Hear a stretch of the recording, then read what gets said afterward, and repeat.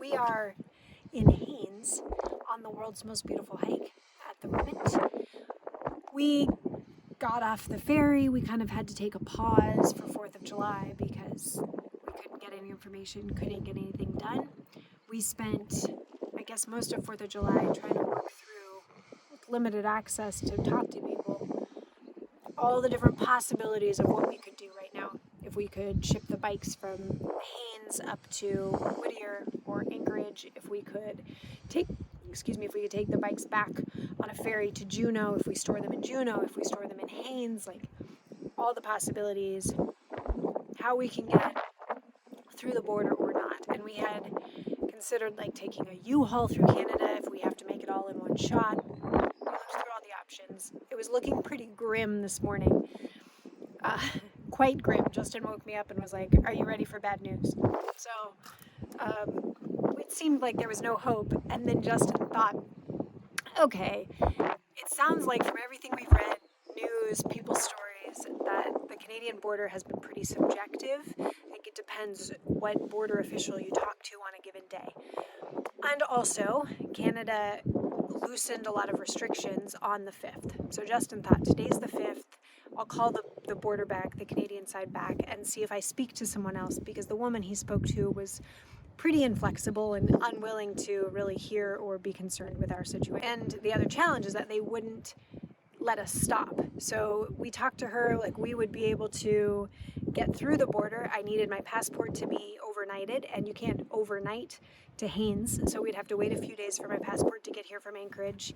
And then the woman that Justin spoke to from the Canadian Border Patrol said, there's no stopping. You can't stop in Canada at all. You have to go all the way through.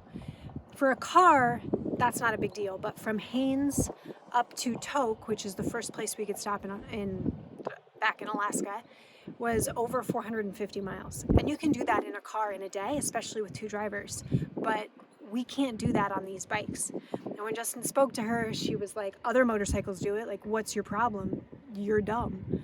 I don't think she called him dumb, but I think that was the implication. And Justin was like, you don't understand what our bikes are. Like, that's not, maybe it's physically possible, but it's definitely not safe. It's definitely not a good idea. I mean, that would be 3 times longer than any of our longest days. Like, not a good idea. So we were basically ready to write that off because we weren't going to be able to get a U-Haul, blah, blah, blah. Well, fast forward to the 5th. Justin says, let's try again. Some restrictions have lifted. Maybe I'll speak to someone else. He spoke to a very helpful dude who wanted to actually hear the situation and was like, oh, I hear what your problem is. That all seems reasonable. We're clearly not trying to sneak into Canada to be tourists. We're not interested in breaking their rules. We're not interested in, like, I don't know, seeing the sights. We're literally just trying to get through. So apparently the governor got involved. Of course we have no insight as to like what the conversations were, but we were told by the ferry that the government got involved, spoke to Canadian authorities. And so that, I assume, combined with things kind of lightening up today with some legislation, that led to the conclusion that because we came off the ferry, like people who came off this ferry and were hosed, stranded basically, we can get through the border with just driver's licenses, without a COVID test, and we can stop in Haines Junction and get a hotel for the night, and then carry on from Haines Junction to Tok. That day is still going to be hard. That's still like 300 miles. That's not insignificant. That will be a long, hard day for us. But it's doable. It's actually physically doable. So we feel better about that. The gentleman that Justin spoke to on the phone is supposed to be working tomorrow. So hopefully we will roll up to the border. He will be working. He will say, yes, this has already been cleared. No more hoops to jump through. And they wave us on and we, get into Canada and then are able to get through. So no matter how you slice it, we still have 2 long days ahead of us just to get to Tok, and then a couple more long days to get back to Eagle River. But I think at this point, it's actually possible. I think we'll actually be able to get the bikes back to Alaska. I mean, they're technically in Alaska right now, but to the rest of Alaska, and we should actually be able to get back.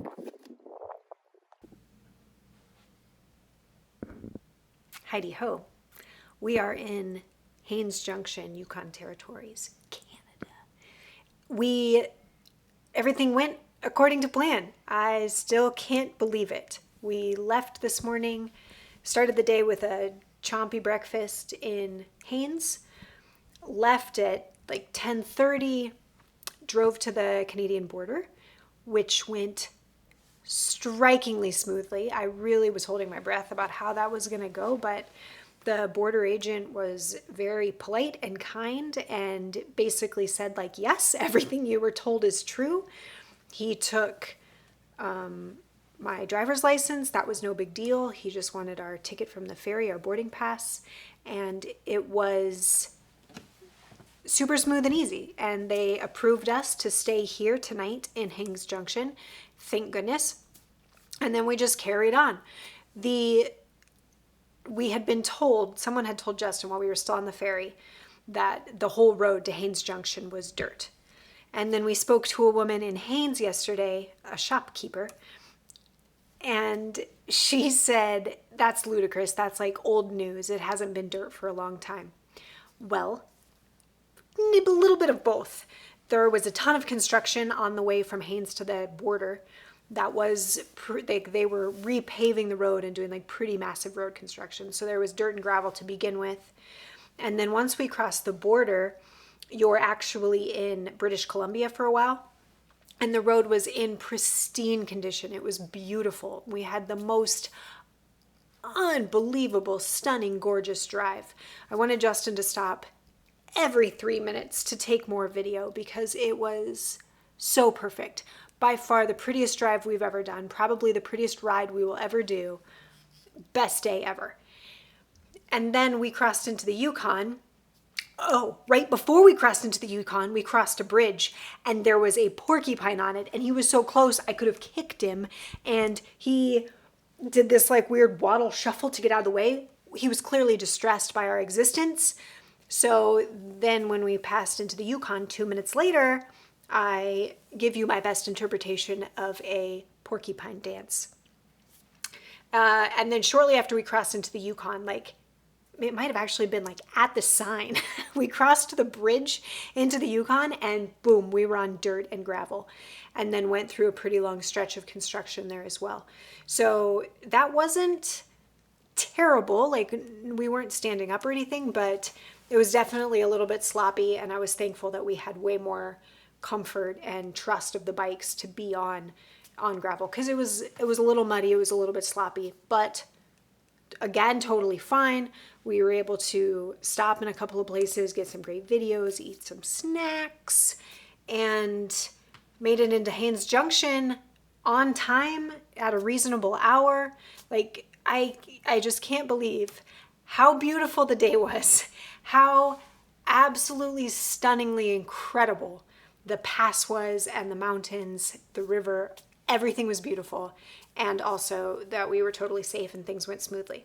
So the animals for today. We saw, when we were still in Alaska, I saw 2 giant white birds on the water. I need to investigate. I don't know if they were storks or herons or what they were, but they were giant. So saw them. And then we saw the porcupine, which was amazing. Then we saw a moose. Justin spotted it while we were still a ways back. So we were able to keep a distance and wait for it to walk across the road without it even having to care that we were there.